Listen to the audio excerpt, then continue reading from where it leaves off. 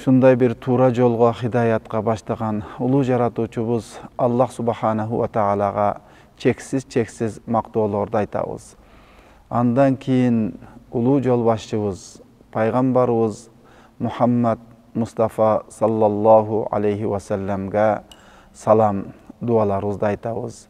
Пайгамбарыбыз Мухаммад саллаллаху алейхи ва салламды Аллах субханаху ва таала пайгамбар кылып жөнөтүп, элчи кылып жөнөтүп, пайгамбарыбыз алейхиссалам келип канчалаган элге, журтка ушундай бир аркасынан ээрчиген, үммөткө не деген чоң багытты тартуулаган пайгамбарыбыз алейхиссаламга дайым салам, салаваттарды айтабыз. Анан калса мына ушул айыбыз, азыркы жаңырып турган ай Рабиул Аввал айы. Рабиул Аввал айы бул пайгамбарыбыз Мухаммад Мустафа саллаллаху алейхи ва саллам туулган ай. Мына ушул пайгамбарыбыз алейхиссалам туулган ай болуп, бүгүнкү күндө дүйнө жүзүндө канчалаган жерлерде, биздин ичинде, биздин Кыргызстаныбызда пайгамбарыбыз алейхиссаламга мавлуттар окутулуп, пайгамбарыбыз алейхиссаламга салаваттар айтылып, пайгамбарыбыз алейхиссаламдын тарыхтары окулуп, ошондой эле жума баяндарыбызда, ошондой эле жолугушууларыбызда пайгамбарыбызды улуулап даңазалап аткан мына ушул айыбызда турабыз. Эми пайгамбар алейхиссаламга салават айтуу, пайгамбарыбыздын тарыхын окуу бир эле ушул айга гана чектелбейт. Бирок бул ай кантсе да Мавлуд айы болуп, пайгамбарыбыз туулган ай экен деп, дагы жакындан пайгамбарыбыздын тарыхын окууга, дагы пайгамбарыбыз алейхиссаламга салават айтууга балким түрткү болуп, ушул бир ай бою пайгамбарыбызды жакындан таанып, тарыхтарын окусак, балким калган 12 айга чейин пайгамбарыбызды сүйүүгө, пайгамбарыбызга салават айтууга, пайгамбарыбыз үчүн ушундай бир сооп иштерди кылууга балким түрткү өбөлгө болобу деген чоң үмүтүбүз бар.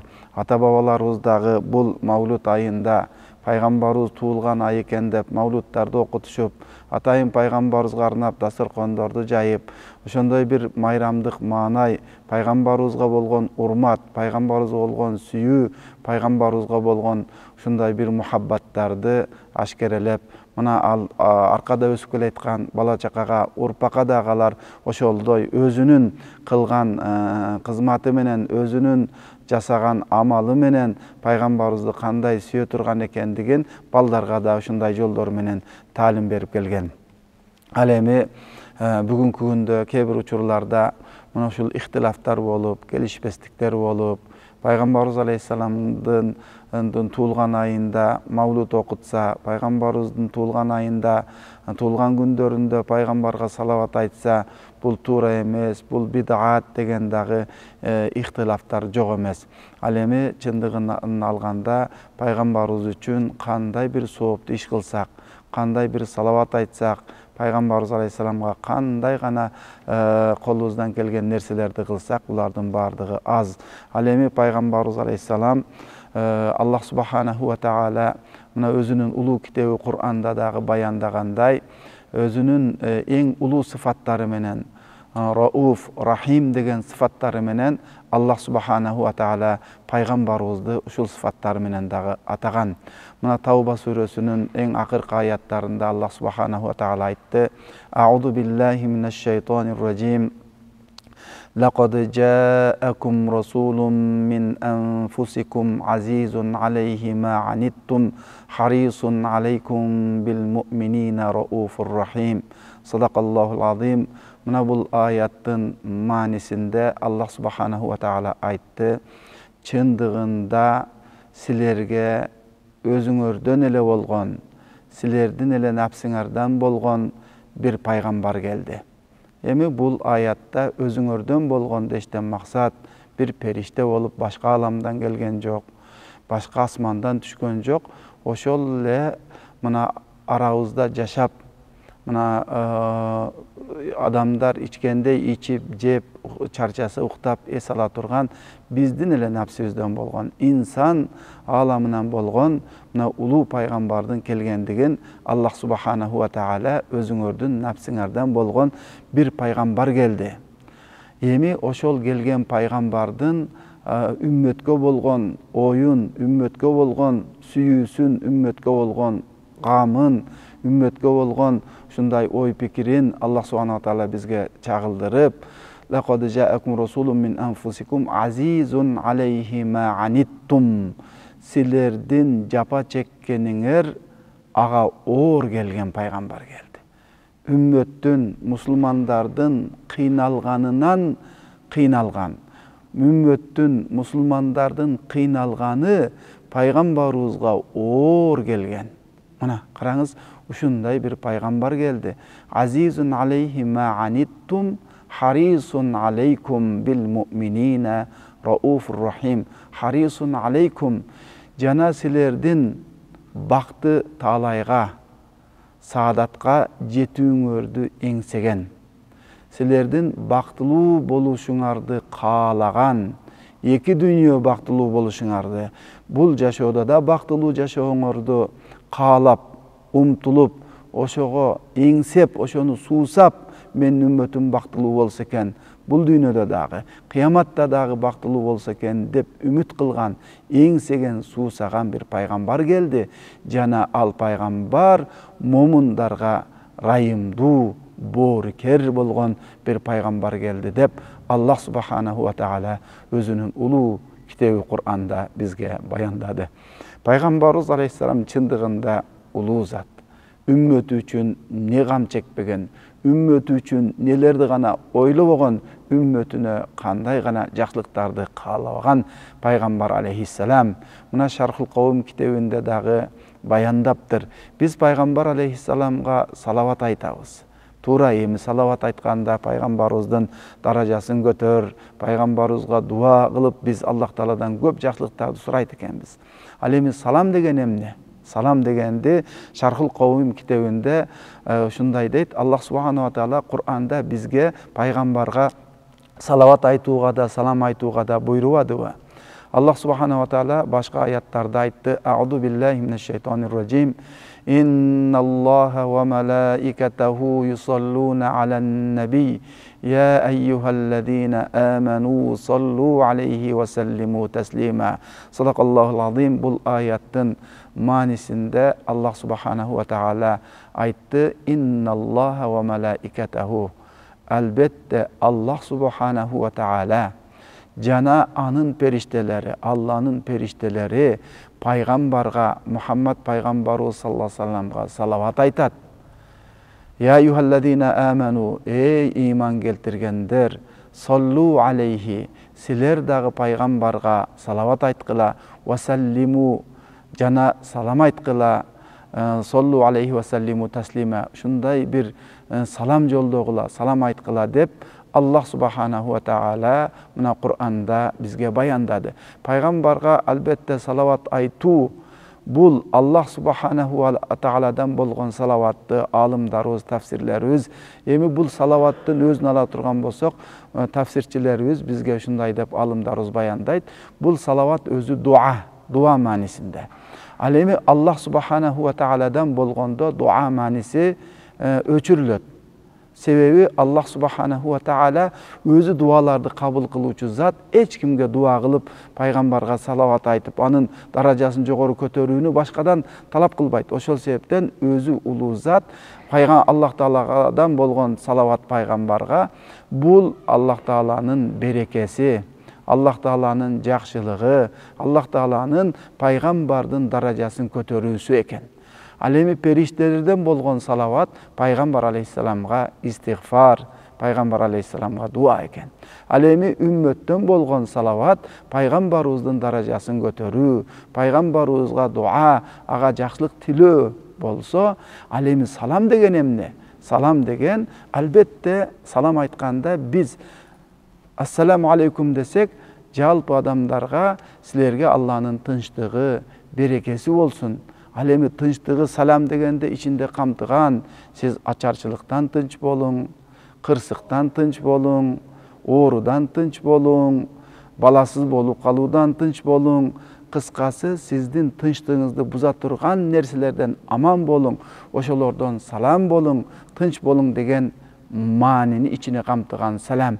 Анда пайгамбарга салаваттан кийин Аллах Таалам салам да айткыла деди. Муну Шархул Кавим китебинде ушундай деп бизге баяндайт.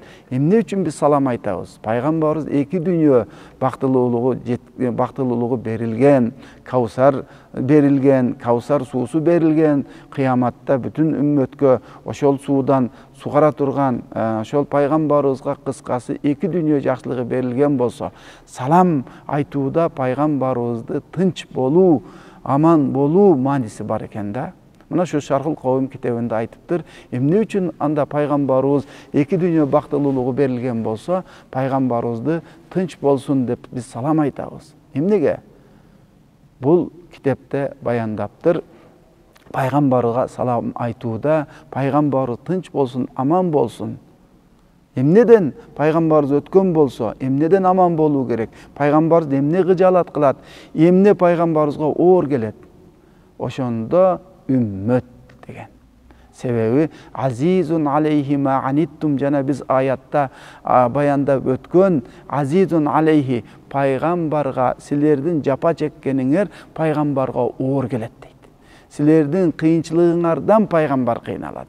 Силерди бактылуу жашооңорго, бакты таалайга жетүүңөрдү эңсеген, суусаган пайгамбар келди деп Аллах Таала Куранда баяндагандай, пайгамбарга оор келе турган нерсе үммөттүн кыйынчылыгы, үммөттүн кыйналгандыгы, үммөттүн жапа чеккендиги, үммөттүн туура эмес жолго кеткендиги пайгамбарыбызга кыйынчылык, оорчулук, кайгы, капа алып келет экен да.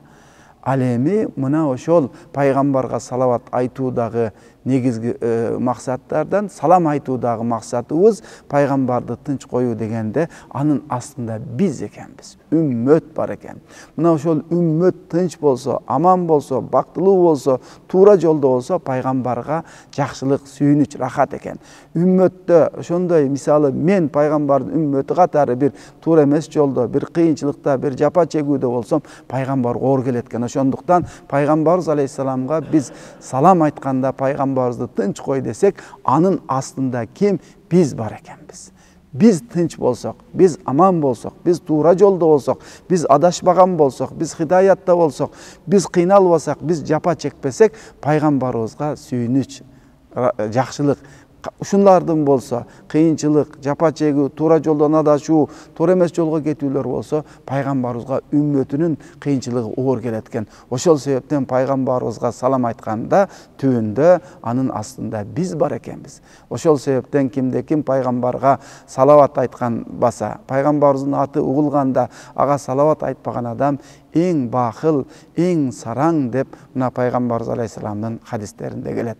Пайгамбарыбыз алейхисалам мына ушул өзүнүн үммөтүнө кам чеккен, өзүнүн үммөтүн биримдикке, ынтымакчылыкка, бактылуу жашоого чакырган эң мына пайгамбарыбыз мына рауф болгон, момундарга боорукер болгон, рахим болгон, райымдуу болгон бир пайгамбар алейхиссалам бизге келип, не деген кызматын кылып, туура жолду бизге көргөзүп, эки дүйнө бактылуулугуна жетелеп кетти. Ошол себептен биз пайгамбарыбыз алейхиссаламга көп салават айтып, биз пайгамбар алейхиссаламды чын жүрөктөн сүйүүбүз керек. Пайгамбарыбыз алейхиссалам адамдарды ынтымакчылыкка, биримдикке ушунчалык үндөп чакырат эле. Мына пайгамбарыбыз алейхиссаламдын иш чечүүлөрү дагы ошол пайгамбарыбыз тарыхынан болгон бир окуяны айтып өтсөк. Хунайын салгылашуусу. Хунайын салгылашуусундан кийин олжолор түштү. Пайгамбарыбыз менен бирге салгылашкандар жеңди, жеңишке жетишти. Ошондо салгылашууда жеңишке жеткенде бир топ олжолор түштү. Олжолорду пайгамбарыбыз алейхиссалам карап туруп, Меккеден келип пайгамбарыбызга кошулуп, жаңы ислам динин кабыл алгандар, же болбосо ислам динин кабыл алсамбы деп жүргөндөр арасында толук иманга, исламга көңүлү дити менен бериле элек экиленип тургандар да бар эле. Алар Меккеден келип пайгамбарга кошулуп, жардамдашып, салгылашууда бирге болгон. Мына ошол Меккеден келгендерге пайгамбарыбыз олжолорду бөлүп берди. А бул жерде пайгамбарыбыз менен бирге болгон ансарлар, мадиналыктар, пайгамбарыбыздын жанында жүргөн, пайгамбарыбызды колдогон, кубаттаган, жардам берген ансарларда пайгамбарыбыз жанында бирге салгылашууда болду. İnsan, nafsi, şaytan, mana alardın şunday жүрөгүнө, көкүрөгүнө bir oy pikirler geldi. İçinde aytıştı. Эми Пайгамбар алейхиссалам Меккеликтер кууп чыкса деле, бизге келип жашаса деле, биз менен жүрсө деле, баары бир Меккелик да олжолорду Меккеликтерге бөлүп берип койду деп иштеринде ушундай бир ызгы, мындай бир туйгу сезимдеринде шундай болуп тилге алынып сөзгө чыкты. Андан караса бул кайгы, капачылык пайгамбарыбызга ансарлар тарабынан көбөйүп бара берди. Ошондо ансарлардын жетекчиси болгон Саид бин Убада радыйаллаху анху пайгамбарыбызга келип айтты: "Я Расулаллах, биздин ансарлар ушундай деп жатышат. Олжолорду Меккеликтерге берип койду. Биз олжосуз калдык деп жатат." Дегенде пайгамбарыбыз алейхиссалам Саид бин Убададан сурап калды: "Эй Саид бин Убада, сен кайсыл ойдосуң?" Дегенде Саид бин Убада радыйаллаху анху айтты хикмат менен: "Я Расулаллах, мен деле ансарларданмын" деп койду. Мен де ошолордонмун да деп ушундай данышмандык менен ошол ойдо экендигин жеткирди. Пайгамбарыбыз алейхиссалам ал жердеги акыбалды түшүнгөндөн кийин Саид бин Убада радыйаллаху анхуга буйрук кылды: "Сен ансарлардын баарын бир ошол өрөөнгө, тиги жерге бир топтогун" деди. Саид бин Убада радыйаллаху анху бүтүн ансарларды топтоду. Пайгамбарыбыз алейхиссалам келип, кадимкидей хутба кылып, Аллага хамды сана айтып, Аллах Тааланы мактап, андан кийин ансарларга сөз айтып баштады. "Эй ансарлар, мен силерден ушундай бир сөз уктум. Бардык ансарлардын бардыгы жер караган акыбалда унчукпай отурушту." Ошондо пайгамбарыбыз мындай деп сөз баштады: "Эй ансарлар, мен силерге келип Аллах субханаху ва таала ынтымакчылык бербеди беле? Үлпөт бербеди беле? Силер бири-бириңер менен душман болуп, араздашып, согушуп, салгылашып, ортоңордо ынтымакчылык жок эле. Мен келип, мен аркылуу силерге Аллах Таалам биримдик ынтымакчылык үлпөт бербеди беле?" Ансарлардын бардыгы жер карайт. "Не дейсиңер? Биз эчтеке дей албайбыз, я Расулаллах." Бардыгы жер карап турушат. Пайгамбар алейхиссалам айтты: "Эй ансарлар, силердин колуңарда жок, кедейген багал болуп жашап атканда, мен келип, мен аркылуу Аллах Таалам береке берип, колуңарга байлык кирип, кичине жашооңор оңолуп, жакшы жашап калбадыңарбы? Не дейсиңер?" Ансарлардын бардыгы жер карап, "Эчтеке айта албайбыз, я Расулаллах." Милдет кылуу пайгамбарга, Аллага жана пайгамбарга: "Эй ансарлар, силер хидаятта эмес, туура жолдо эмес элеңер. Мен келип, мен аркылуу Аллах Таалам силерге хидаятты, туура жолду бербеди беле?" Ансарлардын баары жер карап: "Не дейсиңер буга?" Ансарлар: "Ал-манну лиллахи ва расулихи." Милдет кылуу Аллага жана пайгамбарына, биз эчтеке дей албайбыз, я Расулаллах. Бирок ушул жерде пайгамбарыбыз алейхиссаламдын адилеттүүлүгүн караңыз. Адилеттүү чечим чыгаруусун караңыз.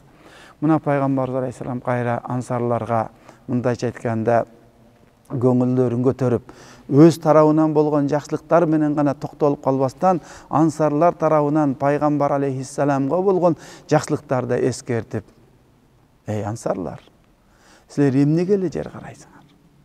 Силер деле башыңарды көтөрүп, мага айта турган, мен силерге мен тараптан болгон жакшылыктарды айткандай эле, силердин деле мага айта турган көптөгөн жакшылыгыңар бар го.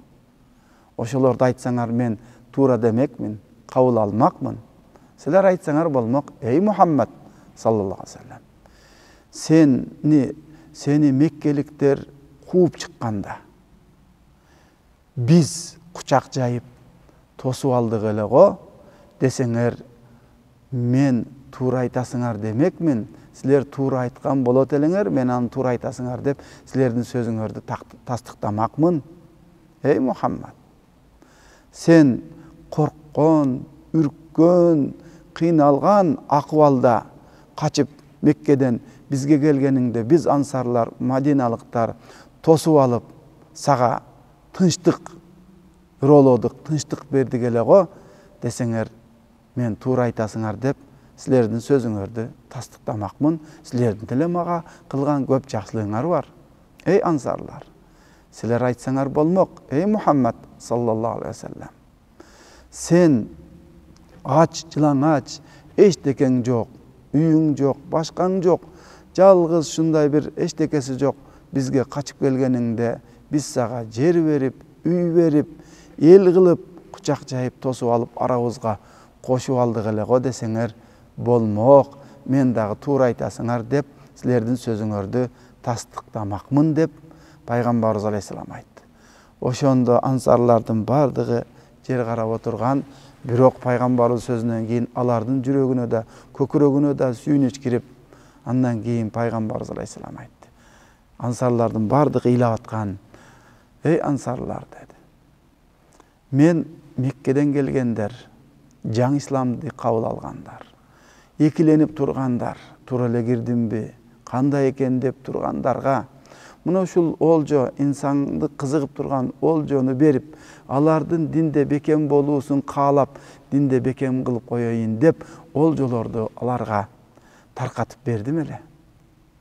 Ал эми силер олжо катары пайгамбар менен кетпейсиңерби? Алар эми ошол олжолорун алып Меккеге кайтканда ошол алган олжолору, ошол олжо катары тийген малы болобу, башка буюм кечектери менен кайтышат. Силер жаныңарда пайгамбар бар го? Пайгамбар менен Мадинага кайтпайсыңар, бул улуу эмеспи?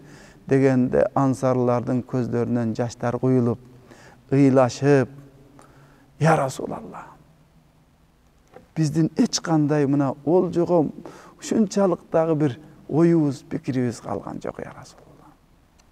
Биздин олжобуз сизсиз, я Расулалла.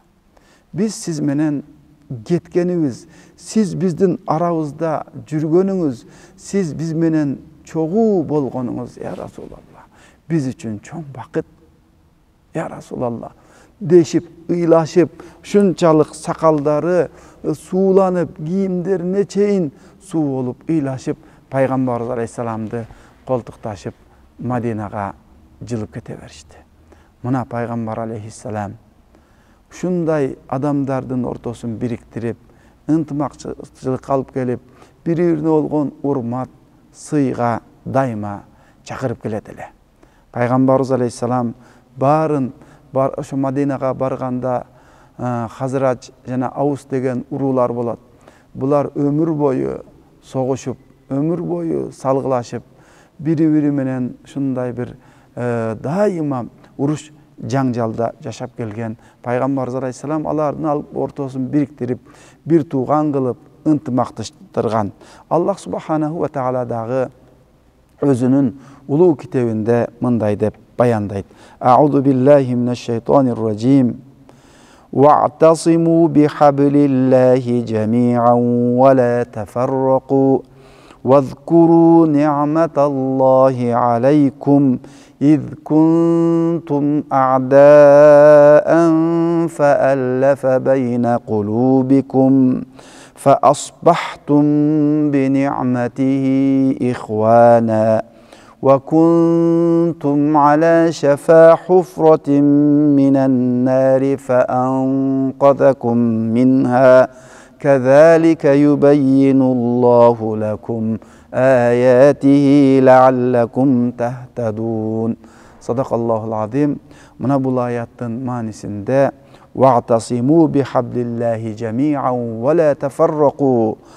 Siler Allah Taala'nın civi, Allah Taala'nın arkanın bekem qarmağıyla, çoğulup, cemaat bolup bekem qarmağıyla وَلَا تَفَرَّقُوا bölünbögüle وَذْكُرُوا نِعْمَةَ اللّٰهِ عَلَيْكُمْ Jana Allah Taalanın nimetın sizlerge bergen jakşılığın estegile. İz kuntum a'da'an fa'allafa bayna kulubikum. Bir kezderde sizler bir-birinize düşman, arazdaşkan, uruşkan bir-birinizi jek görgen düşman elenger. Fa'allafa bayna kulubikum. Allah subhanahu wa ta'ala sizlerden yürekleriňizde ülpet kıldı.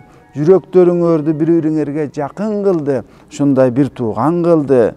Bi ni'mati ihwana. Wa jana Allah Taalanın uşul arkany bolgan Kur'an, İslam, din şu ni'mati menen sizler bir tuğan bolduňar. Wa kuntum ala şafa hufratin minan nari fa anqadakum.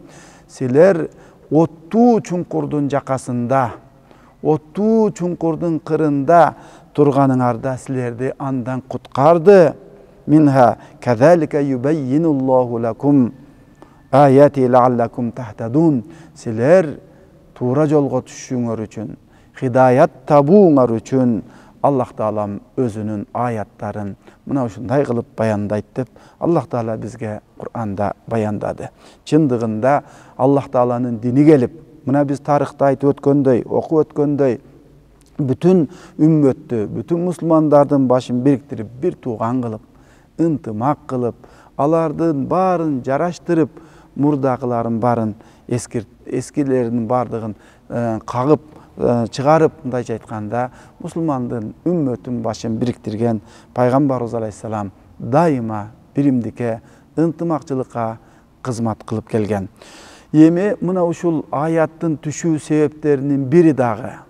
Gündördün birinde mına Aws jana Hazraç uruları şunday ıntymakta, birimdikte, bir-birine olgan ülpöt, sıy, urmat, muhabbat üstünde süleşip oturganın Şas ibn Kays degen Yahudilerden bolgan bir adam gördü. Biroq içi güydü. Sebebi olar geçele soğuş, geçele uruş, bir-birini göre albagan, jaman görgen, jek görülörü. Emi Peygamber gelip bulardın ortasını biriktirip koysa, şintip bular birigip kalabı. Bular mınday ıntymak bolsa biz jaşay albayız degen oyga ketip, mına ошол bir Yahudi balany çakırıp turup aytdı.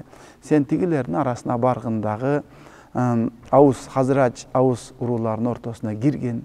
Alardın geçegi soğuşup жүрgen Boğaz gündörün estetkin. Al gündörde soğuş bolup, şunda bir-birine bolup, bir de Aws jengse, bir de Hazraç jengip jolosam şunday. Şu Boğaz soğuşunda dağı Aws urulary jengip algan. Oşol gündörde estetkin dep Yahudi balasını çakırdı. Al gelip arasında oturup bir maldı ırlarını ırdap. Andan keyin oşol soğuştardı, oşol eski gündördü eske salganda alardın nafsisi kozgolup, andan keyin bir-biri menen söz talaşıp, başka olup, ızıçuu olup, kural götörgөнгө çeyin barıp, kural deşip, kıykırışıp bir-biri menen kayra murdaki eski jaralary kozgolup, soğuşup ketүү, salgılaşıp ketүү korkunuşu turganda Peygamberimizge kabar jetdi. Oşonda Peygamberimiz aleyhisselam janında oturgan ansarlar, muhacirlerdi alıp turup, tez arada bular oturgan jerge jetip geldi dağı Peygamber şunday aytdı.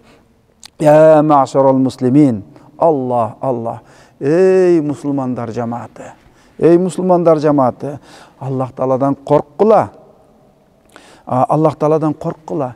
Emi sizler geçegi jahilçilik uçurdağı akwalıňarga kaytyp atasyňarby? Men sizlerden araňarda bolup turup, sizlerden araňarda jursam, anan uşul işti kılasyňarby? Sizlerge İslam gelip, İslam menen kanday ıntymak bolup, ülpöt bolup, şunday bir tuğra jolga hidayat taup kalganyňardan keyin, anan İslam gelip, wastan qadakum bihi minal kufr.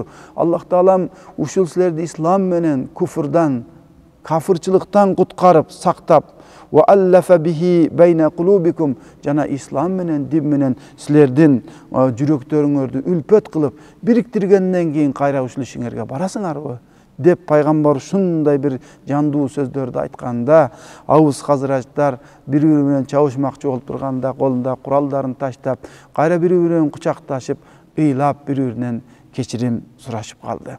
Mına uşul ayattın düşүү себептери дагы şu Пайгамбарыбыз алейхиссалам келип жана кайра кайталанып кетүү коркунучунда турган ауыз хазырачтардын ортосун ынтымакчылыкка, биримдикке бириктиргенден кийин мына Аллах Таалам азыркы биз окуп өткөн вa'tasimu bihablillahi jami'an wa la tafarraqu Аллахнын арканын динин мындайча айтканда ислам динди, Кур'анды бекем жамаат болгон акыбалда бекем кармагыла жана бөлүнбөгүлө деген аяттары келип түштү, назыл болду.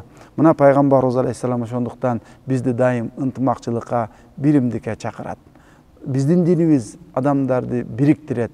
Пайгамбарыбыз алейхиссаламдын хадистеринде дайыма афшус салам, бири-бириңерге салам таркаткыла, ва ат'имут таам, бири-бириңерге тамак бергиле, василул архам, тууган урук бири-бириңер менен катташкыла, васаллу фил лайли ван насу нiyam, түндөлөрү туруп намазыңарды, тахаджудтарды окугула, ва тадхулул жанната бисалам, ошондо силер жаннатка тынч, сак-саламат киресиңер деп Пайгамбарыбыз алейхиссаламдын айткан хадистери дайыма биримдикке, ынтымакчылыкка.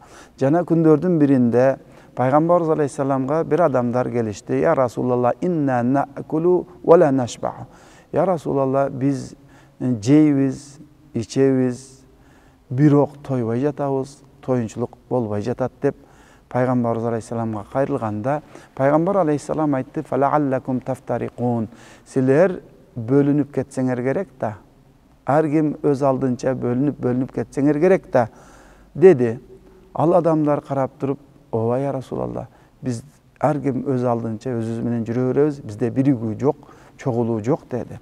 Ошондо Пайгамбарыбыз алейхиссалам айтты: "Ижтамиу аля таамикум вазкуру смаллахи алейхи фаюбарак лакум фи." Ошондо Пайгамбарыбыз алейхиссалам айтты: "Силер барып бир дасторкондо тамагыңарга чогулгула. Чогуу отуруп тамак жегиле. Жана ошол дасторконуңарда Аллах Тааланы зикир кылгыла. Аллах Тааланы эстегиле, ошондо силердин тамагыңарга барака берилет" деп Пайгамбарыбыз алейхиссалам айтты. Мына Пайгамбарыбыз алейхиссаламдын ар бир сөзү, ар бир кылган иши, ар бир амалы дайыма үммөттү, мусулмандарды биримдикке, ынтымакчылыкка гана үндөгөн. Эми бүгүнкү күндөрдө мына биз дагы сөздүн башында Пайгамбарыбыздын туулган айы, Мавлуд айы, ата-бабалар ушинтип Мавлуд окуткан, Мавлуд өткөзгөн, ал миңдеген жылдар ушундай жашап келген болсо, бүгүнкү күндө келип Мавлуд өткөзгөндөрдү эмне үчүн силер мындай кыласыңар деп бөлүнүү, жарылуу, ал эми намаздарыбызда болсо биздин мазхаб боюнча амин деген сөздү бу дуа иретинде келген, Аллахым кабыл кылгын деген сөздү Фатиха сүрөсүнөн кийин, гайрил магдуби алейхим валад-доллинден кийин биз ичибизден айтсак, кээ бирлер келип бүгүнкү күндө жарыя айтышыбыз керек, эмне үчүн силер мындай кыласыңар деп ортодо 1000 жылдар ашык биздин мазхабта ичинен айтып эле ушундай жашап келген болсок, келип алып бүгүнкү күндө ихтилафтар чыгып, андан кийин бизге көптөгөн суроолор түшүп, эмне үчүн алар келип аминди сыртынан айтып атат, биз ичибизден айтабыз, бу кандай деп ортодо балким туура эмес пикирлер, көз караштар, келишпестиктер дагы мындан буяка күчөй бериши мүмкүн. Ошол себептен биз зарыл болгондуктан бул нерселерди дагы айтып өтөбүз. Эми чындыгында алар келип Пайгамбарыбыз алейхиссаламдын хадистерин айтып, бул хадистерди туура хадистерди алып келип айтат. Бизде да бул хадистерге амал кылуу бар. Bizde dile hiç kaçan aminde aytpay koygula degen jeri jok. Bizde dağı aminde aytıp durabız bирок içibizden. Muna bular şunday hadislerdi alıp kelet. Peygamberimiz Aleyhisselam'dan rivayet kılgan hadis. An Abi Hureyre radıyallahu anhu enne Resulullah sallallahu aleyhi ve sellem kal İza qala'l imamu gayril mağdubi aleyhim veladdallin فقولوا آمين فإنه من وافق قوله قول الملائكة غفر له ما تقدم من ذنبه رواه البخاري. Muna bul hadiste Abu Hureyre radıyallahu anhu bizge jetkirdi. Peygamber aleyhisselam aytdı. Egerde imam намазда гайрил магдуби алейхим валаддаллин деп айтқан болса, силер амин деп айткыла. Албетте кимдин амин деп айткан сөзү периштелердин сөзү менен келишип калса, периштелердин сөзү менен бир болуп калса, анда өтмүштөгү күнөөлөрдүн бардыгы кечирилет деп пайгамбарыбыз алейхисалам айтты, Бухариде келди. Мына ушул хадис менен аминди айтыш керек деп алар жарыя чыкты.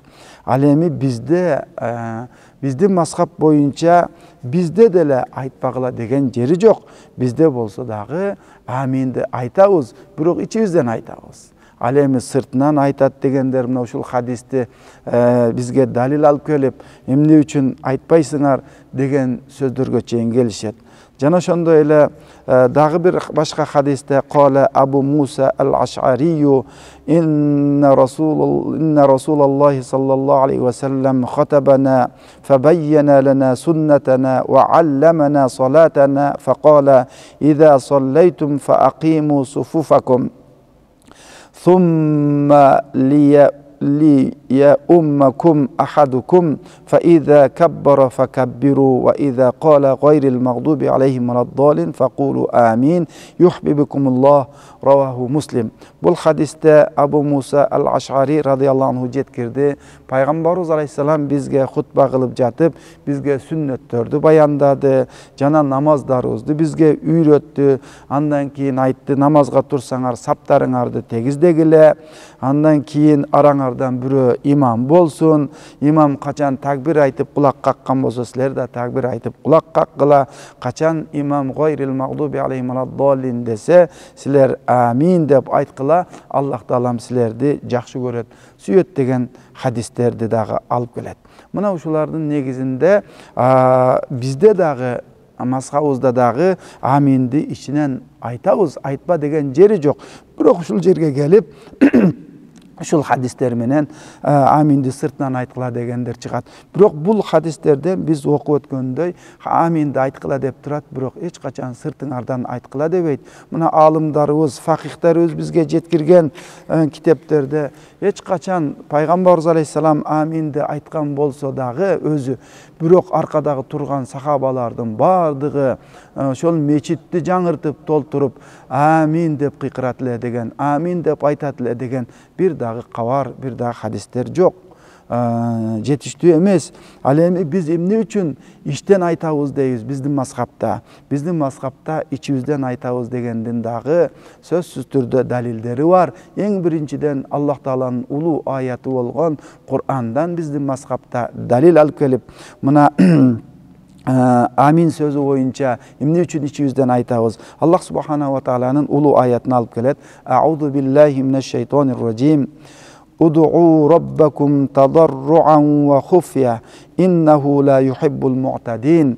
Мына бул аяттын маанисинде Роббиңерге жалбаруу менен купуя дуа кылгыла, албетте ал чектен ашуучу кишилерди сүйбөйт деген мына Аллах Тааланын А'раф сүрөсүнүн 55 аятынан ушул далилди алып келет.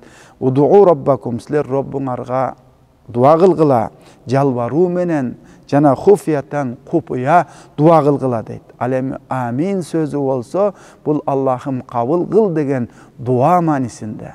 Бул сөздү бир эле араб тилинде гана эмес, башка диндегилер да бардыгы, жер бетиндеги адамдардын бардыгы амин деген сөздү колдонот экен. Чындыгында амин деген сөз бул Кур'ан аяттарынан бир аят эмес. Буга бардыгы кимден гана ушул Кур'ан аятынан бу ушул сөз десең, жок, Кур'ан аятынан эмес дейт. Анда алымдарыбыз айтат, Кур'ан аятынан болгон бисмиллахир-рахманир-рахимди агызуну деле ичибизден айтып жатпайбызбы? Анда аминди ичибизден айтсак, эмне себептен?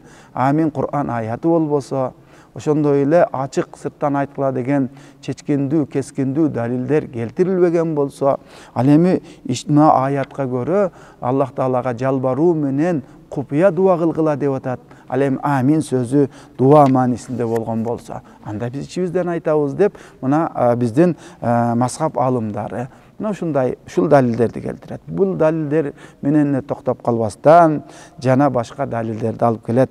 Ан Аби Ваилин radıyallahu anhu قال كان علي وابن مسعود لا يجهران بسم الله الرحمن الرحيم ولا بالتعوذ ولا بآمين رواه الطبراني. Buna bu hadiste bizge jetkirdi munday deyt. Ali jana İbn Mas'ud radıyallahu anhuma, Allah alardan razı olsun, bul kişiler Bismillah'ni da A'uzunu da jana amindi da sırtına çıkarvay içinen aytat ele deyt. Ali radıyallahu anhu Peygamberimizdin güyo balası, tuğanı, en jakın sahabalarından bolgon ulu zat. Alemi Abdullah İbni Mas'ud radıyallahu anhu Peygamberimizdin gölökösü degen atqa kongon ulu sahabalar. Mına bul sahabalarda amindi içinen aytat ele dep mına bul hadiste jetkirip atat. Alemi biz baştaki ayatqa gelsek, Allah Ta'alaga sizler jalbaruu menen jana kupiya dua kılgıla deş menen, mına oşul kupiya degen söz, Allah Ta'alanın sözün dalil alıp biz amin degen bul dua olsa, bul jalbaruu, Allah Ta'alaga kayrıluu, Allah'ım kabul kıl degen bolsa, hufyatan dua kılgıla kupiya degen ayatqa ılayık ağa göre bizden maskavuzda mına uşul amindi içinen aytuunu uşul ayatты dalil kılıp içimizden aytuuzga maskavuzda hüküm çıkargan bolsa, bir ele bul ayat menen emes, başka hadisler menen. Bul hadislerden jeyintığında aytılıp ötülüp atat. Umar radıyallahu anhu'dağı daima amindi içinen aytat ele dep, mına ulu sahabalar içinen aytıp, uşul negizinde bizden mazhab amindi içinen aytat ekendigi tuurasında hükümdördü, kabul aldı. Oşol sebepten bugünkü günde meçitlerimizde, bugünkü günde biz şol meçitlerimizde, bugünkü günde biz amindi içimizden aytsak, sırttan aytkandarga köptögön adamlar düşünböstön suroolordu uzatıp, oşol ele meçitlerde kayra adamdardın arkasından barıp, ne üçün biz içimizden aytsak, sizler sırtыңардан aytasыңар dese, alar janagı hadislerdi dalil kılıp alıp kelet. Anan biz aytat elek, al hadisler tuura amindi aytkıla degen Peygamberimizin hadisleri tuura, oşonu menen bizdin mazhapta aytpagıla degen söz bar o, bizdin mazhapta da aytkıla dep atat. Bul jerdegi talaş Peygamberimiz aleyhisselam aytkıla deş menen үнүңөрдү чыгарып айткыла деген bir дагы Peygamberimiz hadislerinde bul tekstlerde anday geliptir, aytkıla deptir. Alem bizdin mazhapta aytkıla dep atat.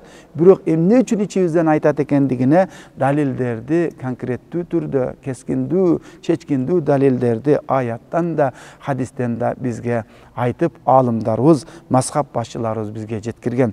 Oşol sebepten biz daima sözübüzde aytıp kelebиз. Daima elibizge jetkirip kelebиз. Biz kaçan tuura jolda bolabыз.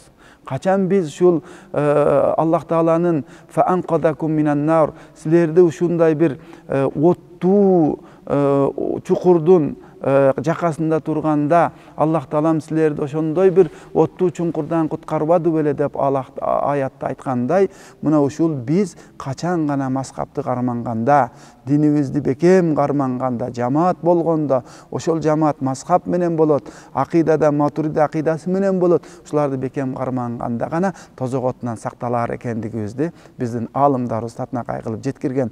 Oşol sebepten ulan biz daima aytabыз, hiç ihtilaf kılbaylı, hiç bölünböylü, hiç yarılbaylı, bizdin 1300 yıldan beri gele jatkan mazhabыбыз, uşul tatnakay jolubuzdu gelip ele, anan 1000 yıldan keyin gelip alıp ele, mınanday bolot, tiginday bolot degenler çındыгында эми туура эмес.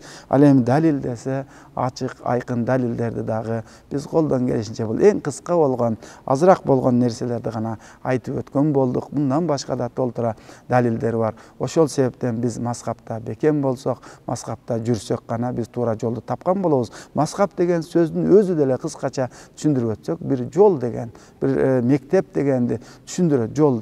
Jana bir men dagı şunday taksis menen gele jatıp, şu mazhap jönündө süйлөшүп kalsak, mazhap degen emde, magamday oңой jolu menen, жеңил jolu menen düşündürüp beriңçi deyt. Men ayttım, mına hazır biz uşul joldo bara jatabыз, mazhap degen jol degen söz. Sen meni uşul jol menen unaң meni alып bara jatasың. Эми mazhap karmanbayım degen, mına uşul joldo жүрбөйм жүрбөймүн деген сөз. Даяр салынган, даңгыраган жол, чоң асфальттанган жолдо бара жатабыз. Эми ушунун мисалында Маскап Карманбайым дегендер бул жолго жүрбөйм дегендер. Анда бул жолдон чыгып туруп, тиги өзүң жол тап деген маани келип чыгат. Анда өзүң жол тап десе, сен унааң менен бул жолдон сырткары чыгып, жолдун аркы жагына өтүп алчы, эмне болот?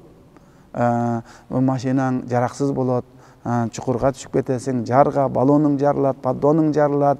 Кыскасы, сен эч жака бара албайсың деген маани десем, эми абдан терең түшүндүм. Көрсө, ушундай эле биз жолдо кете беришибиз керек турбайбы деген сөзүн айтты. Биз дагы айтабыз, ушул татынакай биздин ошол мазхаб башчыларыбыз түзүп берген жолубузда, мазхабыбызда Имам Азам Абу Ханифа мазхабында, акыйдада имам Матурidi акыйдасында түз бара бергенибиз биз үчүн эң чоң бакыт, биз үчүн эң туура жол, биз үчүн адашуудан башкадан сакталган эң туура жол. Ушунда гана барганыбызда ихтилафтар, бөлүнүүлөр, ажыроолор, алыстоолор, келишпестиктердин бардыгы четке чыгып өзүнөн өзү жок болот. Анда баарыбыз пайгамбарыбыздын туулган айында көп пайгамбарыбызга салават айтып, пайгамбарыбыздын тарыхынан окуп, үйрөнүп, дайыма мындай ихтилафтарга, келишпестиктерге жол бербестен ынтымакта, биримдикте жашоону Кудай Таалам баарыбызга насип кылсын. Элибизде тынчтык, амандык, береке болсун. Мазхабыбызда бекем болуп, акыйдабызда бекем болуп, эки дүйнө бактылуу жашашты Аллах Таалам баарыбызга насип кылсын. Ассаламу алейкум ва рахматуллахи таала ва баракатуху.